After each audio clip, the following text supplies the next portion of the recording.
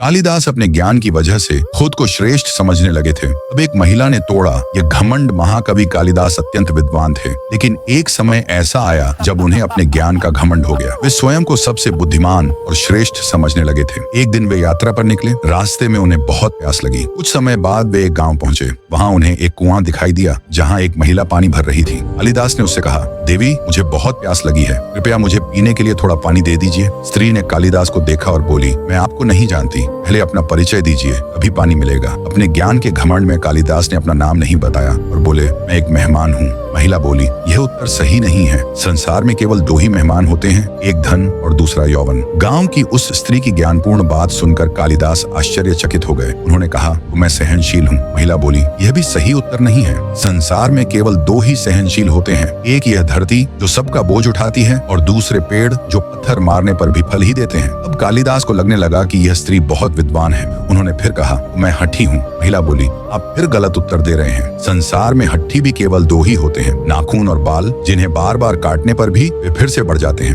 इन ज्ञान भरे उत्तरों को सुनकर कालिदास ने स्त्री के सामने अपनी हार मान ली और बोले, मैं मूर्ख हूँ, मुझे क्षमा करें। महिला बोली, तुम मूर्ख भी नहीं हो, क्योंकि मूर्ख भी केवल दो ही होते हैं, एक वह राजा जो बिना योग्यता के भी राज करता है और दूसरे वे दरबारी जो राजा को खुश करने के लिए गलत बातों की भी झूठी प्रशंसा करते हैं।